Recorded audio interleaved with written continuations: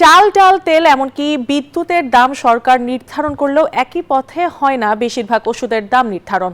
অনুসন্ধান বলছে দেশে উৎপাদিত ৯৭% ওষুধের মূল্য নির্ধারণ করে উৎপাদনকারী প্রতিষ্ঠান। ২০২৪-২৫ সালে বিভিন্ন ফার্মাসিউটিক্যালস প্রতিষ্ঠান জীবন রক্ষাকারী ওষুধের দাম বাড়িয়েছে ১০০ থেকে ১৪০%। আর তাতেই হিমশিম খাচ্ছে সাধারণ মানুষ। ওষুধ নিয়ে রিশাদ হাসানের ২ পর্বের ধারাবাহিকের প্রথম পর্ব আজ। ছবি তুলেছেন আসাদুজ্জামান কানন। টাঙ্গাইলের আসমা খাতুন ২০২৪ সালে তিনি আক্রান্ত হন দুরারোগ্য ক্যান্সারে। এরপর থেকে প্রায় ২ বছর ধরে চলছে তার চিকিৎসা। কেমোথেরাপি, এন্টামেটাবোলাইট সহ বিভিন্ন ঔষধ বাবদ এরই মধ্যে আসমার খরচ হয়েছে প্রায় ১০ লাখ টাকা। এক কথায় মাত্র ১ বছরে নিম্ন মধ্যবিত্ত পরিবার থেকে আসমার পরিবার যোগ দিয়েছে দারিদ্রতার মিছিলে। ঘরে খাওয়ান দাওয়ান থাকে না, মনের মানুষ যে তার কাছে দেখে একবার কই যে আমার ঘরে খাওয়ান দাওয়ান নাই, সে ১০০ চাল দেয় অথবা ৭০টা দেহাত দেয়, কোনটা কিনাই না ডিমাই না রাইন্দা খাও, এভাবে বাবা চলি। এদিকে গ্লোবাল হেলথ এক্সপেন্ডিচারের তথ্য বলছে আসমার মতন ২০২২ সালেই চিকিৎসা ব্যয় মেটাতে গিয়ে দেশে দরিদ্র হয়েছে ৬১ লাখ মানুষ। এই ব্যয়ের অন্যতম খাত ওষুধ। জীবন রক্ষাকারী এই পণ্য কিনতে গিয়ে দেশের মানুষের বাস্তবতা এমনই। সব মশার বিরুদ্ধে সুরক্ষা দিতে এলো বসুন্ধরা এক্সট্রিম অ্যারোসল, মশার বিরুদ্ধে এক্সট্রিম সুরক্ষা। দেশে উৎপাদিত ৯৭% ওষুধের মূল্য নির্ধারণ করে উৎপাদনকারী প্রতিষ্ঠানগুলো। ২০২৪-২৫ সালে বিভিন্ন ফার্মাসিউটিক্যালস প্রতিষ্ঠান জীবন রক্ষাকারী ওষুধের দাম বাড়িয়েছে ১০০ থেকে ১৪০%। তাতেই হিমশিম খাচ্ছে সাধারণ মানুষ। বাহিরের ওষুধে কোনো রেট লেখা নাই, ২০ সিসির সিল নাই। জিজ্ঞাসা করলে বলতেছে যে এটা এমনি আসে না হেমনি আসে। কেমনি আসে? যদি ১২৮০ টাকা হয় তো ১২৪০ টাকা রাখতেছে, ৪০ টাকা কম রাখতেছে।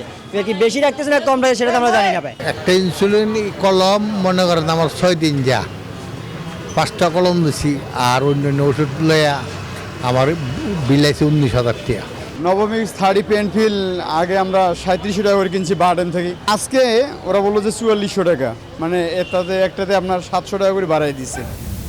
শুধুমাত্র ওষুধের অনুমোদন বা গুণগত মান নিশ্চিতের কথা থাকলেও জীবন রক্ষাকারী ২১৯টি ওষুধের মধ্যে ১১৭টি জেনেরিক মেডিসিনের দাম নির্ধারণ করে থাকে ঔষধ প্রশাসন অধিদপ্তর। কারণ বাংলাদেশে ওষুধের দাম নিয়ন্ত্রক কোনো প্রতিষ্ঠান বা সংস্থা নেই। মূল্য যে নিয়ন্ত্রণ, এটা কিন্তু ওষুধ প্রশাসন আসলে আমাদের হাতে নেই।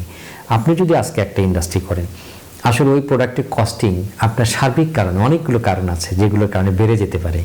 এখন যদি কেউ আপনাকে টেনে ধরে যে না এর মধ্যে আপনাকে রাখতে হবে, সেই ক্ষেত্রে একটু সমস্যা আছে। তবে বর্তমান সরকারের অনেক ভালো ভালো উদ্যোগের মধ্যে এটাও একটা উদ্যোগ যে মানুষকে অ্যাফোর্ডেবল প্রাইসে বেশিরভাগ ওষুধ কী করে দেওয়া যায়। এটার সাথে ইন্ডাস্ট্রি যেমন অ্যালাইন এবং ওষুধ প্রশাসন অধিদপ্তর তার ইনটেক তো কাজ করে যাচ্ছে।